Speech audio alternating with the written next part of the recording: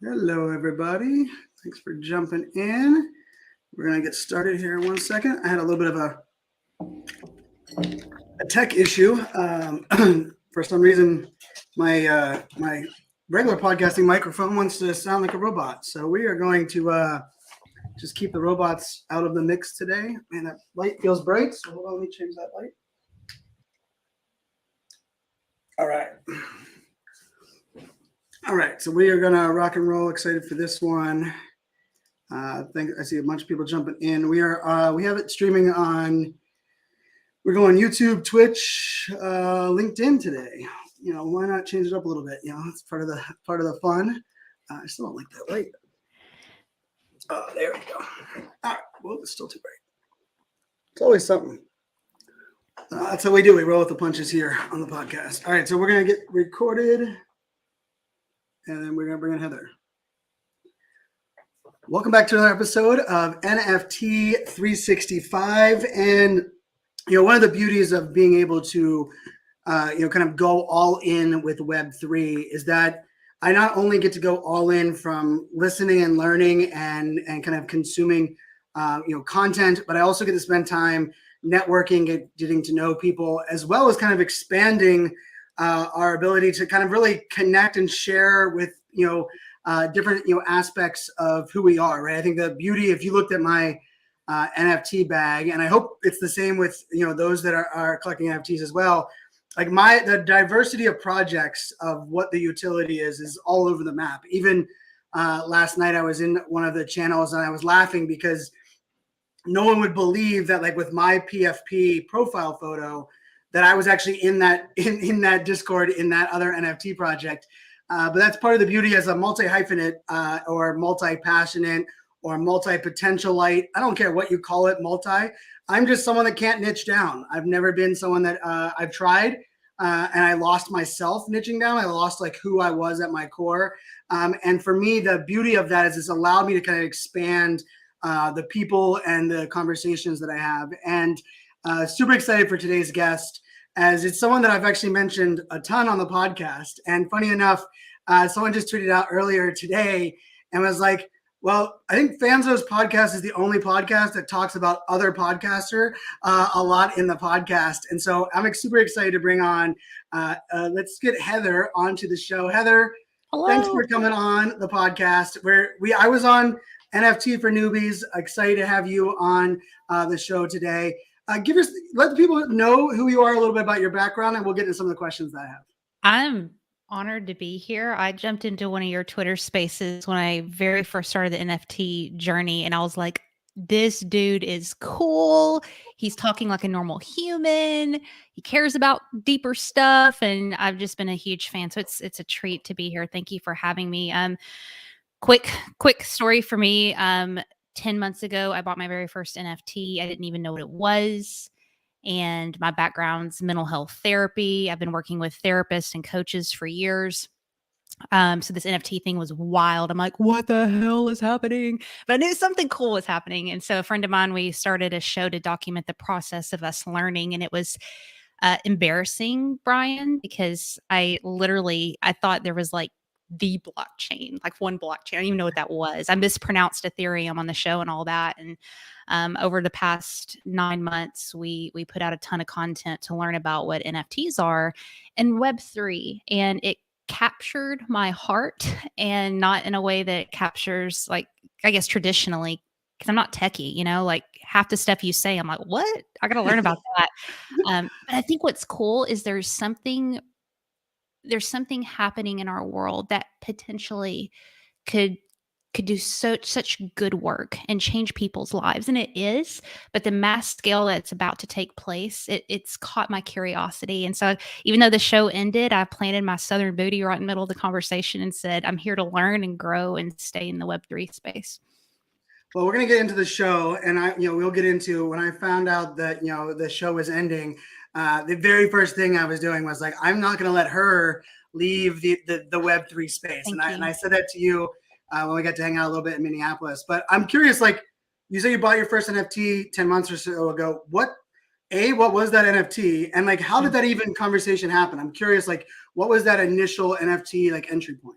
I was running down the road. I'm a runner. That's how I deal with all my anxiety is I go for a run. And I was listening to that man, Gary Vaynerchuk. And he was like, so there's this thing, it's an NFT, and I know you blah, blah, blah, and he's coming out with the project and he just swore by it. And that's the power of like personal branding and spending years and years building trust with the community. And I know you're an expert at that, Brian, is I don't recommend this. I don't think you should ever just get involved in something because someone else says to.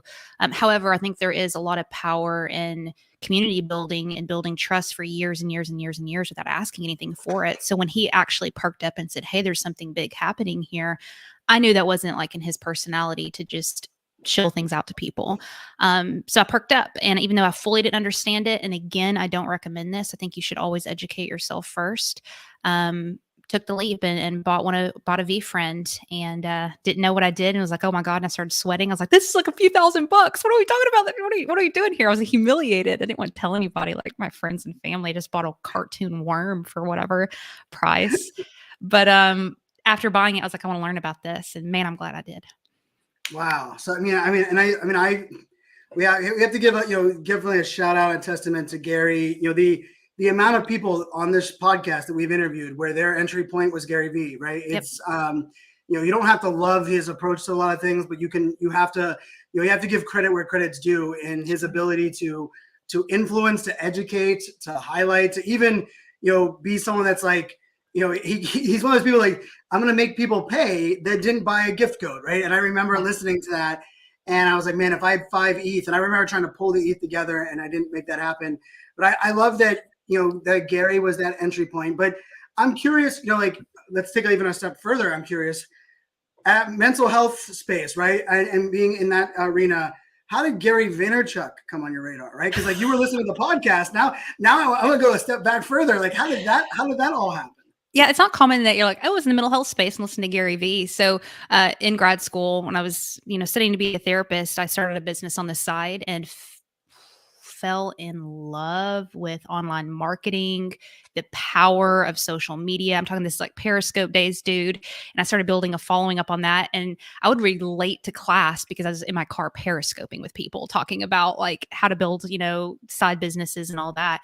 And my business grew to a point where I was making more money on the side doing this little side business in grad school than I would have been making at a regular job. And, the work I was doing was obviously super meaningful. But when I woke up, in the morning, I thought about the online space and I thought about digital marketing.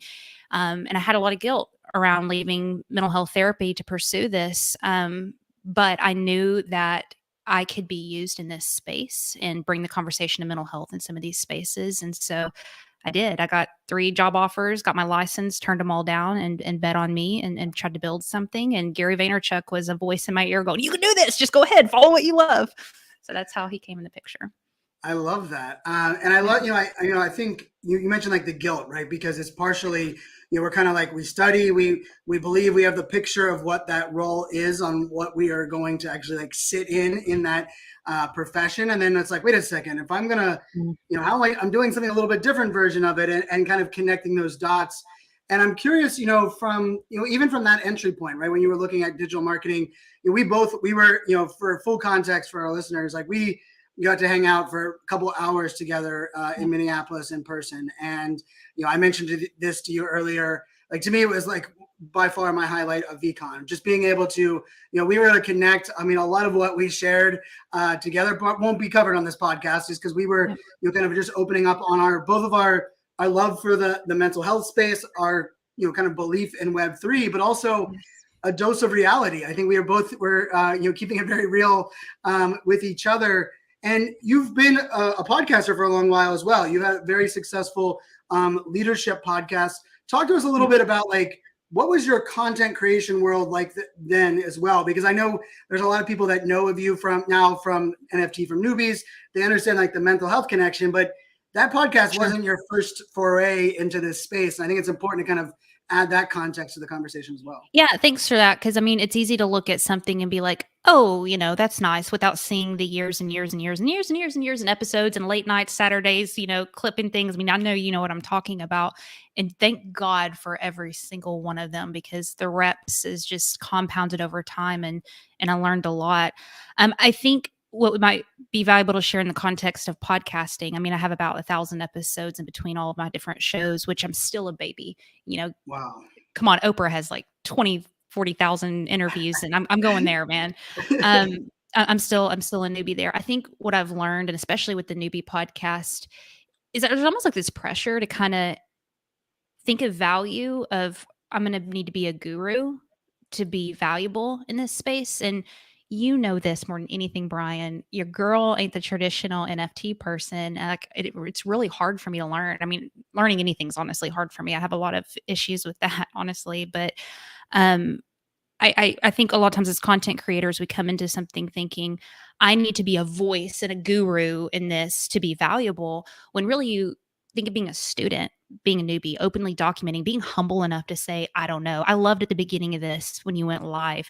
You're like, oh, I don't like this light. No, I had some tech issues. And you were bringing your audience into like the reality of what it's really like to be you.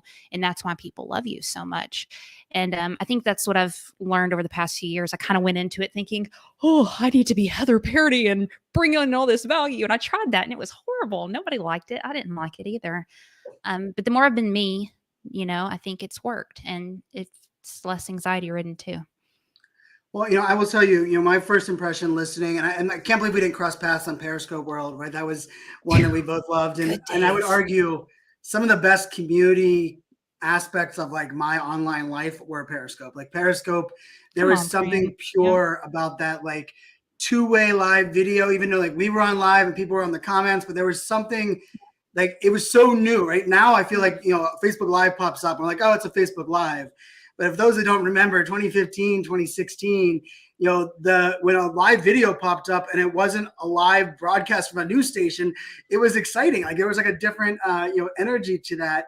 And I'll say like when I first listened to NFT for Newbies, one of the things that caught my attention was that humility, but also your ability to make people feel like, hey, we're all kind of new. But you also did a great job of like you're adding your perspective, which is why I knew initially, wow, you're a pro when it comes to the podcast side and the content side, because what you mentioned there is so important, right? That I think people really get hung up on like, I have to be the expert or know everything. And it's actually like, no, you just have to have a unique perspective and you have to be able to willing to share that out there. And part of that is like, I love that, you're, everything from the TikTok content to Instagram, you're like, hey, newbies, like, what's up, newbies? Like, there's an element of who wasn't okay being like, oh, I am a newbie. Like, thanks for welcoming me in. And so you did, amazing job with that. And I'm curious, as the podcast started to grow and success started to happen, how did you handle kind of the waves? And I think this is an important piece that you and I talked about, right? For anyone that doesn't know, like creating a podcast, it might sound as easy as pressing the damn button that I like to kind of put out there. But it is, in my opinion, it's the most beautiful medium to create. It's also one of the hardest to stay consistent on. And it's one that's really hard to get kind of like a rapport because you're often creating them, recording in a Skype window or a Zoom. And then you're like, well, I hope people like it. And you put it out there. And oftentimes the haters or the naysayers are what we hear from more than we do anyone else. How did those early days of NFTs for Newbies, kind of exist for you guys? Because you guys launched before we did. And I remember that being like, oh, okay, this is a podcast I want to listen to. And I felt like you guys were hitting your stride whenever we were just launching this podcast, which I think it's just kind of interesting on that whole, initial journey. Yeah. This is a challenge in general. And I would love to be like, oh, I have this nailed because it would make me sound better. But the truth is I have to constantly be checking my ego at the door. And really, we always say, oh, it's about other people, it's about service or whatever. That's not a natural human tendency. I mean, we are designed and created for survival, and we have ego attached to us. And so anytime I do get off, which I get off, there is a constant returning to what can I add to this space. And that was one of the things that we heard at Veecon. Pharrell Williams said that, Deepak Chopra, they said, look at this space and just get quiet and ask yourself, am I adding to this? What am I giving here? And I think that's how you ride the ups and the downs, because my friend, no matter what you do, this, there are going to be ups and downs. And I want to quickly speak to the value add again, because again, I'm not techie and I'm not an artist. And so it's been hard me saying, do I have a voice here? Do I have something to add? And if we're advocates for Web3, which I think everybody here is listening, we've really got to encourage people to come in and add value in their own unique way, whatever that is. So a therapist, you have a voice here. A baseball coach, you have a voice here. An elementary school teacher, you have a voice here. You have value to add. It might not be in the traditional way that we see it right now in Web3, but for mass adoption, we've got to be able to welcome in newbies in all different levels and encourage the value that they're bringing. Well, and I think I really, I'm glad we kind of talked on that point, right? Because I think for a lot of people that listen to a podcast or listen to, your show, and we both have been tagged, on a regular basis, right? Where people tag and like, hey, the two shows that, welcome me in. And in a way, we get to play a small part of what kind of the Gary Vee has done for so many, right? Where people, their entry point ended up being, the, voices that we shared. I'm curious too, from a standpoint of, you talked a lot about, like, you would bring in trends, or you'd bring in things that, like, were kind of happening in the space, and you would kind of share them in a way that I always felt like you weren't trying to, like, convince people of what was going on, but you were more sharing, like, hey, this is what's going on, and this is how I view it. How did you, what was your, like, as the podcast started to grow, was there did you have like a persona or a target person that you were talking to, like, each time? Did you kind of think through that side, or was it more of like, hey, I'm just going to enter it, with what my individual view is? Sure. So I got some podcast coaching from an incredible woman, Marian Adams. Let me give her Abrams. Excuse me. Let me give her a shout out. She taught me about the listener promise, which is really, really, really, really, really, really, really hard to keep, because we're curious natural beings and, like, we want to just kind of go all over the place. But our avatar was always the person who felt really dumb in the NFT conversation, who would be quiet at the dinner party and not say anything because they felt like everybody else understood what was going on and they didn't. And that was our goal. It was difficult as we learned and grew to make sure that we weren't leaving a newbie behind. So I might be able to talk to you, Brian, and you throw out, what a POAP is, or DAO, which I know is super elementary in the NFT space, but for a newbie, they're like, what the hell are you talking about? Those are terms that we'd have to identify. So I think getting a very clear picture of that person and constantly asking, am I keeping my promise to them? Am I, you think about, literally, am I leaving them behind? Are they walking behind me? And where are we pulling them into the conversation?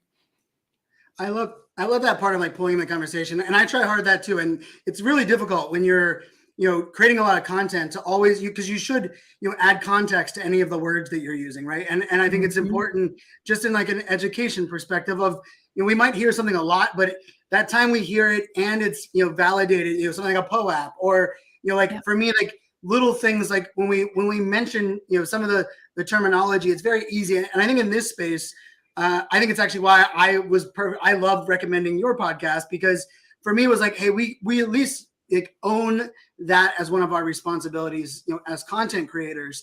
And I'm, the other part of this goes into your background, also goes into what we discussed a lot at Veecon, the mental health side of the conversation, right? So you entered the space, like you said, not really a techie, VeeFriends being your first entry point, decided to create a lot of content that started to kind of not only give you a voice, but it took off as far as influence and people that were listening.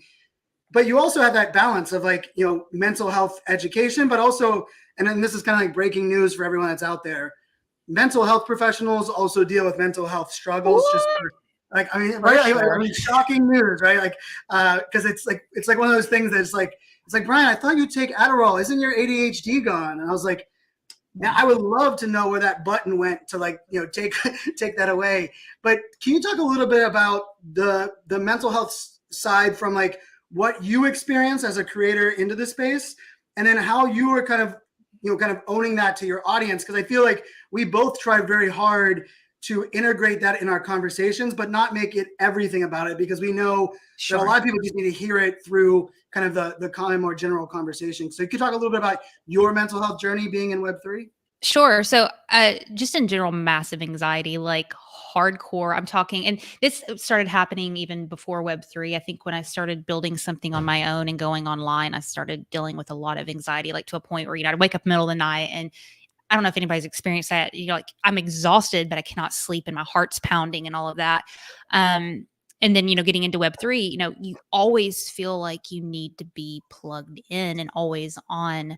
Um, and it's also too for me, and I'm old as crap, y'all. So maybe I'm overthinking all this, but the sense of identity digitally is really fascinating to me. And I think it's cool. And I think there's a lot of perks to kind of having different avatars and different identities online. And I don't think it's something we should move away from. And it's necessarily bad. I think it's something that we need to explore, because I have online Heather and then I have real Heather and I have all these other Heathers. And I don't want to be all a bunch of Heathers. I just want to be me. And try to navigate how to remain like authentic and real.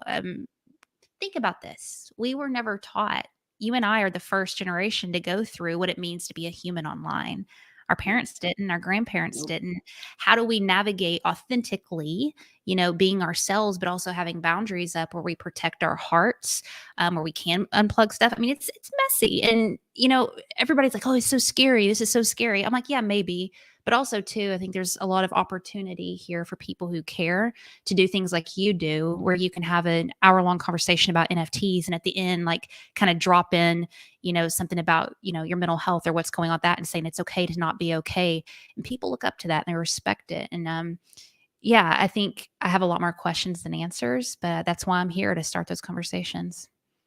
Well, I mean, on that point, questions and answers, a lot of what we discussed, you and I at Veecon was the questions we just have about the space and, what does Mm, it look like for our children that are going to kind of yeah, grow up in a it's Roblox wild. enabled, kind of environment, but also like to the point of, we have to look at like millennial and that older end of Gen Z where, Mm, there was a lot of filters and a lot of, world, like, I feel like we were a little lucky that as, those of us that are in that, upper millennial, Gen X, we mm, remember pre-internet.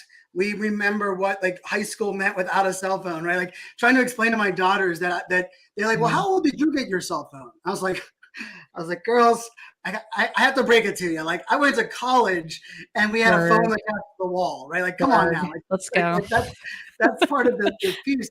But what, I one of the questions that you and I were kind of throwing out there was like, we talked a lot about community. We talked a lot Mhm. about, what does Web3 community look like, feel like, and is it right now kind of like stuck in something like a Discord? And then also what responsibility we have for like shepherding, people in this Yeah. space. Can you talk about a little bit of like, that like view on what you're like excited to research, excited to kind of dive in more? Because I'm excited for like your view on a lot of that we can hopefully bring our audience as well. I love that you said the word responsibility, and responsibility automatically kind of feels kind of heavy, like, God, I have to go do the dishes. You know what I mean? But responsibility can be really cool. It can be an honor, And if you're listening to this, if you know what Web3 even is, I know everybody says it, blah, but you're early. You're a Right. pioneer. You're a leader here.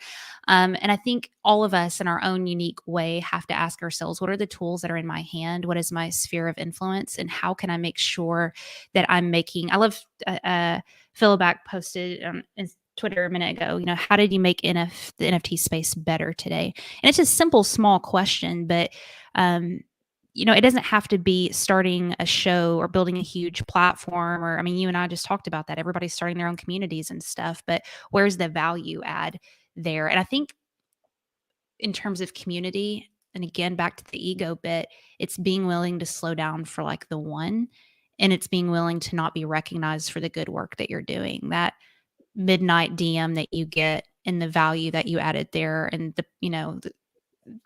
that cannot be added to a follower count, or you're not going to be able to put that stuff on your bio. But dude, what just happened yesterday, I mean, it just shows us there's such a deep, deep need for human connection. And this tech can pull us apart or it can pull us together. And I'm for the latter, dude. So different things to consider. Are we going after numbers? Or are we going for relationship? That's hard. Let's be real. It sounds cute, but come on, like that's some ego at the door. Thinking about real identity and really getting deep into like who you are. Um, Not just your online persona, being comfortable in your own skin, doing the inner work, right? I think things too, just like belonging in the sense of pulling people into conversations too online. You mentioned to me a minute ago, and it was so brilliant. When people are doing behaviors that are awesome, acknowledging them. That's small crap, dude. Like, it's not just about building your community and stuff like that. It's about making a human feel special for a minute. Like, you're awesome. I'm so glad you're here. You add so much. I know this is like, oh, whatever, Miss Old Therapist Heather, this Brene Brown crap. You sound whatever. This is the real work, man. And this is the responsibility that you and I have with platforms, no matter how big or small. You know, it's funny you mentioned Brene Brown there, right? And so, like, your entry point into Web3 is Gary Vee, and we have that similarity.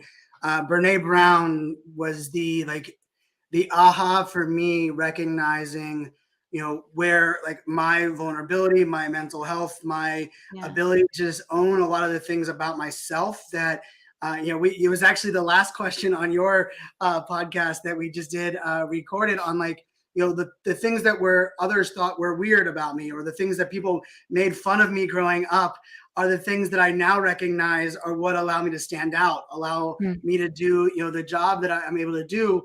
But there's also that balance. Like, I think we have to be honest, you know, with the idea that there is something of a little bit of an ego, right? When we know that people are stopping us talking about the podcast, or they're mentioning that we help them, that feels good. Like, we can't you know, like, argue on that.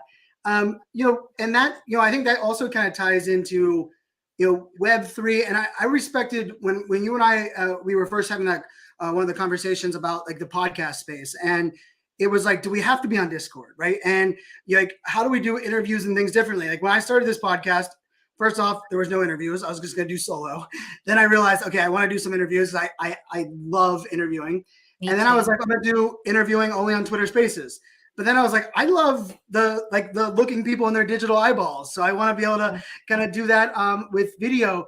You guys did that. You know, you integrate some Instagram lives, doing some interview conversations there. What is your feeling of NFT's state right now when you're like sharing in like the non-traditional place? Like, how do you feel like the conversation goes there? And like, what are some things we can all think about as those conversations are outside of Twitter and Discord? Yeah, I think we need to meet people where they're at, and sometimes slapping people with like PFP projects and all this stuff. You know, Pauline down the road over at Target, she's probably not going to care about that. You know what I'm saying? Like, I might be judging Pauline. I don't know. I don't need to judge you, but we've got to figure out what is important to other people. And for advocates of this space, you know, I'm friends with a lot of just business owners and service-based businesses and people who aren't super techie. And so what is important about Web3 that they need to know that would add value to their life? What aligns with their value system here? And I think we need to start the conversations there as advocates for this space. Like, yeah, PFP projects are super cool and all that stuff, but dude, this is going to be a way of business. This is going to change the way that we consume and buy products. And there's a whole other conversation I feel like that we need to have around NFTs, et cetera, outside of like the traditional projects and Discord, et cetera.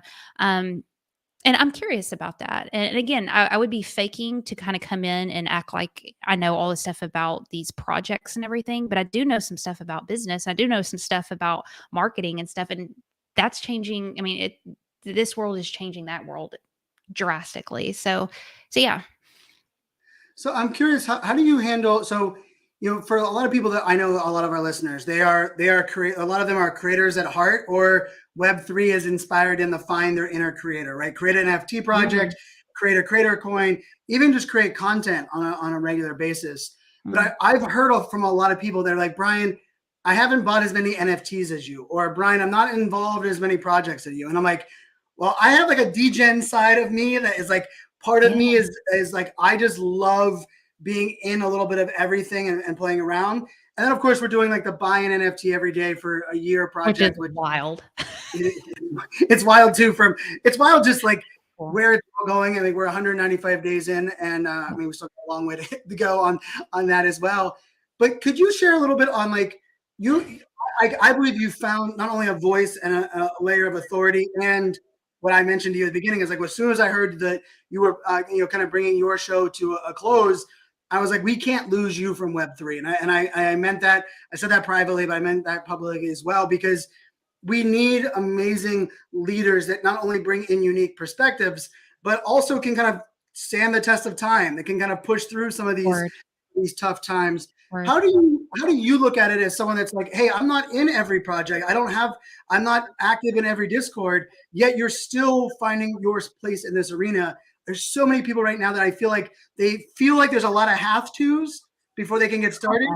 And you didn't check a lot of those have-tos and you got started. And I think you're an example a lot of them can follow. Can you talk a little bit about that side?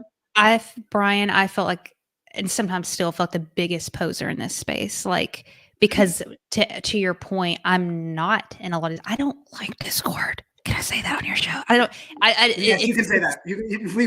We bash Discord on a regular basis here. So it's not my thing. And I mean, like, there's a hard learning curve, et cetera. I'm not in a ton of projects. I'm very selective with things and like spend a lot of time. And I feel like a poser, but I've, conversations with people like you and stuff have really decided to just kind of own my oddities and really be proud that I can represent a different community coming in this space. Because if we're Web3 advocates, we need to make a space for different types of people. And I'm not the traditional NFT person right now, but I'm making a space by just putting my Southern booty here of like people like me who maybe are, a little bit risk adverse and, shy with new technology and feel ignorant with things, that you can still be here, right?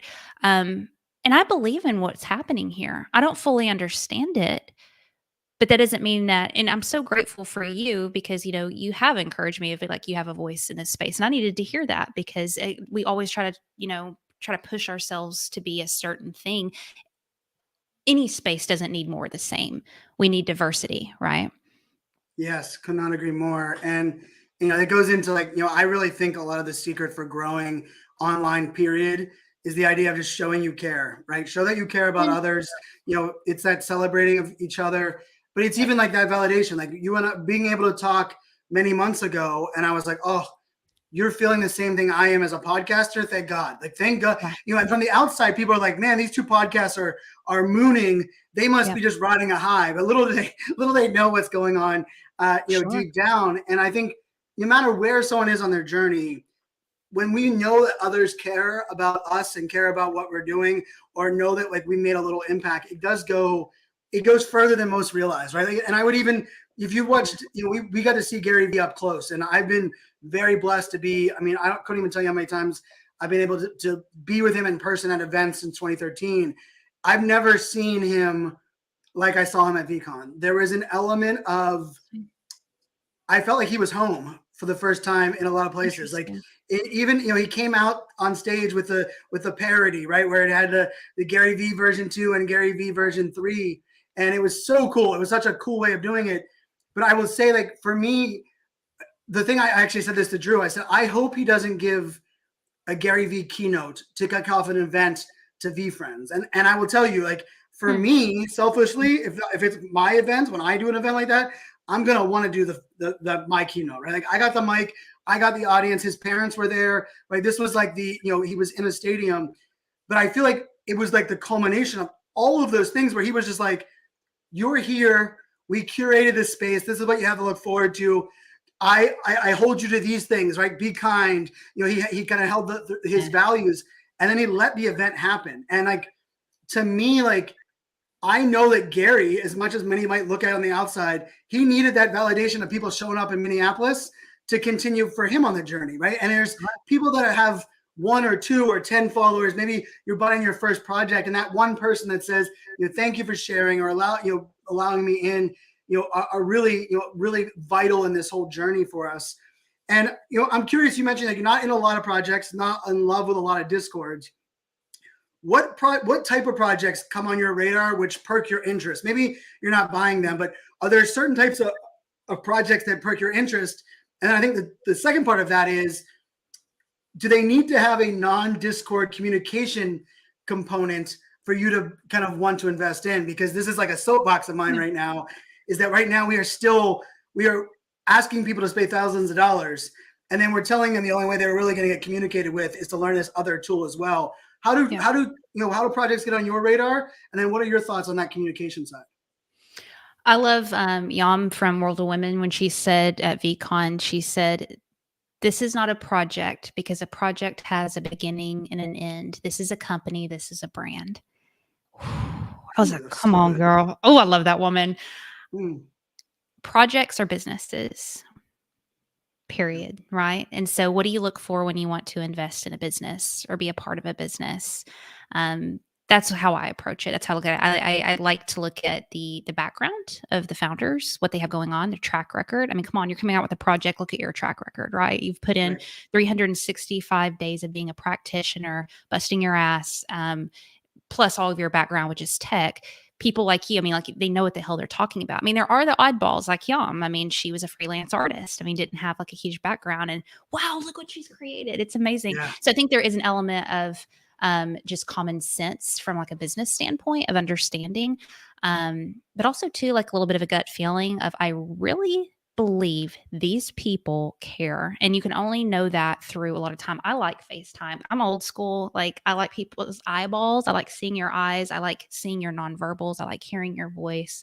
And that human connection element is really important to me. I get the whole security stuff with like secret identities and all this stuff, like the ski mask and all that. I mean, I get it. I get it. It's kind of cool, actually. It's edgy. But for me personally, I want to connect with the human and that. So I don't remember the second part of your question. I'm sorry. No, so I'm curious from like a project where a majority of the utility is presented via like a Discord. How do you look at that from a communication perspective? Well, period. I mean, I'm probably not going to be in their Discord. Like, it's just the truth. I'm in a couple, right? One of them's mine that I'm trying to figure out how to be more active in. I'm in it every day. I'm just trying to figure out how to make a freaking channel work. It's crazy. Um, uh, for me, it's social media. I mean, I'm still web 2. I'm sorry, y'all. I've got to figure out a Yep. different way. But like, if you're not communicating on Twitter, and so forth. I like videos too. I'm always looking for videos. I go straight to YouTube with almost everybody. I want to see when they've been interviewed, like little keynotes that they've given, little videos of them in, in their house. I like video. So I'm constantly scouting around for that. As far as an alternative to community building, because I know that's not a community building platform. I haven't figured that out myself. I freaking Facebook. I hate freaking Facebook. But I have a pretty good sized Facebook group and I don't know how to move it over because none of them want to go to Discord. I don't know the alternative. So it's a problem that needs to be solved in this space. It does need to be solved. And I'll tell you, in the last like week, I feel like I got 3 companies that are coming at it like Web3 social media. And if they're listening, I think they're just taking Web2 things and throwing it in Web3. And we don't need a Web2 social media platform that's just quote unquote decentralized. Like we need to rethink what Web3 social should look like and like in communication. And, and I will tell you, like for, our audience here, we're rolling out, it'll be in the show notes for this episode. We're rolling out, we're using community.com for SMS messaging. And we're going to allow you to, if you message to the number below, you can select your type of notification. So you can say, I want all of them. I want only the podcast. We have 4 options so that we don't overburden, but we also want to make sure that like, I know a lot of people that want to engage, want to stay in the know, turn notifications off on Discord. I don't blame anyone for doing that, right? I will tell you, like, Heather, a couple of people were trying to tag you in our Discord today, right? And I thought it was funny. I was like, you guys need to come and listen to the interview because this will be a great conversation on that side. As we look at kind of like the future, and I look, I don't know if you identify as this, but you feel like I feel like you're a press the damn button type person like myself, right? We were in Minneapolis and we were kicking back and forth. And in trouble. The day you got home, I got a message and said, Brian, I want you to be on. Let me interview you on the new thing. And I will tell you, like, I fist pumped when I read that, right? Because not only did I was excited that you kind of were, hey, I'm going to lean back in. I'm going to make sure that these are the things I'm doing. But like, that's the magic in this space, right? Like, like imagine if you don't launch the NFT for Newbies and you want to wait till you have like the perfect timing or a perfect co-host that you've known for years. Like none of us would have got started at any of this. So talk to us a little bit about what is next for Heather. My favorite quote, Brian, is action creates clarity. I love that quote because I don't know the next step, but I know I want to be here and I know that there's something to be done. So everything I'm executing out is data to say, where do you shift and where do you adjust? Like I sat down and, metaphorically cried and ate some ice cream when Newbies was over. I didn't want it to end. But also just got my ass back up and said, how else can I serve here? And so I think an important question to ask is, what can I do right now? And not judge that.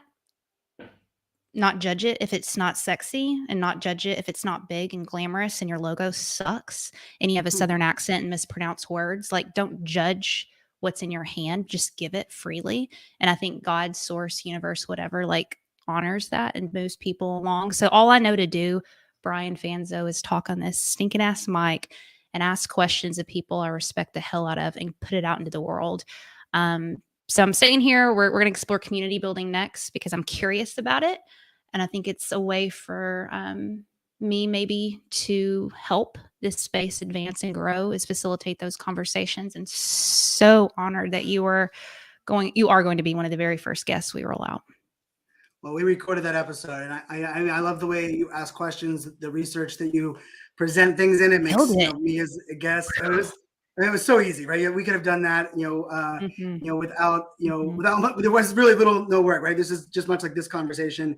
And I'll say, like, for me, we haven't known each other that long, but we have become fast friends. You mentioned earlier in the podcast, actually, I believe there's the very first question I asked you about, your transition. And you said, you know what, you had that guilt of leaving mental health and you bet on yourself. And you look at what you're doing now, right? You're betting on yourself. And I think, like, in the weirdest of weird ways, like, Web3 allows us to bet on ourselves and then figure out where this takes us. And I think for those that are listening, like, you don't have to do all of these things. You just have to just figure out that idea of, like, you know what? I'm willing to bet on myself. And that doesn't mean you have to sleep on your mom's couch or quit your day job. I mean, that's a little jab at Gary Vee, and also a little jab at I will tell you, like, our good friend Carter, who is on my team, he always likes to ask me the question, like, what keeps me up at night? And he asked me that yesterday in a Twitter space, and I answered the question. And then today, I know what's going to keep me up tonight is because 2 people sent me DMs that are listeners, and I love you both. So just know that 2 people decided to quit their jobs yesterday. And they were like, thanks to your podcast, Fanzo. And I was like, oh no, because I take that on, right? I'm like, and it might be the right space. I don't know them enough to know, but I want people to recognize that, like, betting all in on yourself doesn't mean you have to throw away everything else that you've ever done, or shed, like, the things that are allowing you to pay your bills or keep your sanity or things around you. And I love that you, Heather, are kind of living that. You're also one that I believe is going to be able to shed, like when you said, like, hey, I want to research some of these community dynamics and also, like, how can we better discover to educate them to our children? Because we have kids that not only were they born on iPhones, but they were born with this idea of always on, always connected, always judged, grass is green, always on the other side. And as a parent, I mean, damn it, if it's not one of the hardest things to do is, like, give your kids freedom to be themselves, yet also allow them to recognize that there are a lot of things out there in the world that they aren't aware of. And there's things that, unfortunately, with every great innovation, comes some bad things as well. Heather, the last thing I just want to ask you from just a standpoint of, like, when we're thinking about, like, Web3 and we're thinking about, like, where, our children, the environment, where this whole space is going, do you look at our ability to embrace and maybe talk about mental health as something that it will continue to grow with this space? Or is it something that we're going to just have to, like, nurture and figure out as we go? Because there are going to be things that I feel like, what does burnout mean in 2025 when everyone is in this space? How do you look at, like, mental health and, like, the journey we're going to go on with Web3? I think, let's start there, underline think. I think we're going to have to evolve the conversation because, you always speak to what you know and your own experience, which is just a human tendency, and it's a beautiful thing. But we also have to be hyper aware that what's real for me and you right now as, people in their 30s and 40s is a different reality than what our little girls are walking through. And we want to cast our experience on them as their own experience without really facilitating and nurturing the way they're perceiving the world, the way they're interacting with the world. I was very judgmental coming into this with people with avatars as their profile picture. My immediately thought was a judgment of, like, oh, they're uncomfortable with themselves. They're not cool seeing their face. There's something off with that. And then I realized that I was way off because I wasn't stopping to learn the culture here, the experience here, and how that empowers a lot of people, how that connects people, and me coming in and judging that was wrong of me. And so I think as we look at mental health, we need to really, really ask a lot of questions, seek to understand, and be willing to kind of, shape what's going on here, with what benefits this next generation, not what makes us feel better. Ooh, you're amazing. I love that you came on the show. I'm so glad we are able to have this. I'm glad we got to So hang out at cool. I Veecon loved it. as well. And we'd be remiss if we didn't mention, the tragedy that happened in Texas. You and I, we talked about this offline. I had to drive to my daughter's elementary school. They call it a promotion ceremony or graduation. She's getting into middle school, and I bawled my eyes out in my Jeep the whole drive there because of what happened in Texas. And our heart goes out to the parents that sent their kids to school, that didn't get to bring their kids home to school. And actually, just before the show, Heather, you were going to pick up yours, and we connected on that idea of like, we have to treasure a lot of those moments. And so for all those that are out there or have friends or family that are struggling, just know that you aren't alone in that struggle, and that that tragedy's impact, and that our hearts go out to all of those that have been impacted. And it's just a reminder, we have a lot of work to do as humans, just being better humans.